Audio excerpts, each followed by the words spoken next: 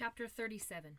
It was mid-afternoon, shortly after the bells had rung for none, when I stepped away from the back door of the Green Man.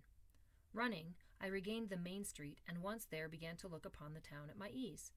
As I went about, the hurly-burly world of countless people, buildings, and wares struck me with even greater force.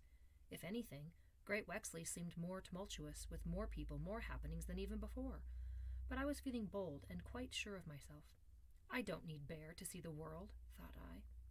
As I stood upon the street, enjoying the buffeting of those who passed, not sure which way I wished to go, a crowd of children rushed by, yowling and laughing.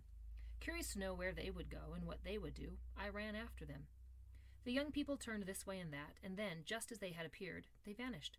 I had not the slightest idea where they had gone. Though baffled, I was not a bit disconcerted. With so much to see, I was content to ramble on, pausing to look at whatever took my interest, of which there was no scarcity.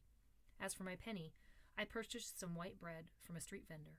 It was light and sweet, and took little chewing to get down, which I found passing strange. After a while I found the courage to leave the main, stone-paved street, and began to wander among backways. These proved to be dirt and mud lanes. Though very narrow, they cast an even greater stench than the main thoroughfare. These ways twisted and turned in every conceivable direction, with no logic that I could grasp. Yet I found myself excited not to know where I was going. How marvelously odd, I thought, to be required to pick and choose which way to go. What did I care that I had to make so many choices? It give my head a pleasing whirl. And still more people, of so many kinds. Some I could see, from the way they dressed, were poor, yet even so they appeared to mingle with others of far greater wealth, and no one took offense.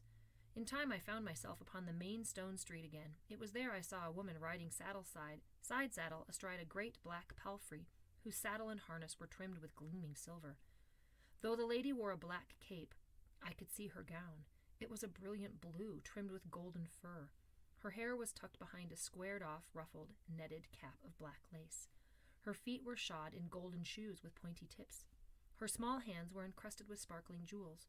As for her face, of elder years, it was pale and haughty, and did not, or so it seemed, take in the world about her.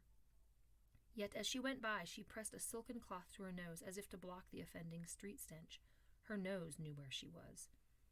Before her marched a boy dressed entirely in black, a short gold and blue cape draped over one shoulder. He carried a long horn of bright metal from which dangled a flag of blue and gold. With every few steps he took, he lifted the horn to his lips and blared out notes to announce the lady's progress. Clustered around this lady were 6 men wearing tunics with padded chests, their puffed sleeves lengthened to cover half their hands. 1 man led the lady's horse. Others marched on either side of her, while 3 more came behind. By the swords they carried, it was clear they were her guards.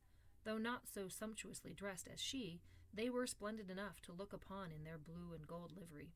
On each sleeve was a band of black. For me, she was an amazing sight. I had never seen such astounding wealth. Another marvel for my eyes. As she passed, people on the streets hastily made way for her, some doffing their hats or inclining their heads in reverence. Some even went down upon their knees, so I knew her to be a personage of great power. And yet when the noble lady had once gone by, the crowds knitted together just as before, milling about, strolling, buying, or selling. It was as if she had never been there. "Who is that?" I asked a boy standing near. He gave me a look of astonishment, as if I should have known. "Why, it's Lady Furnival." I turned quickly to look after her, but she was gone.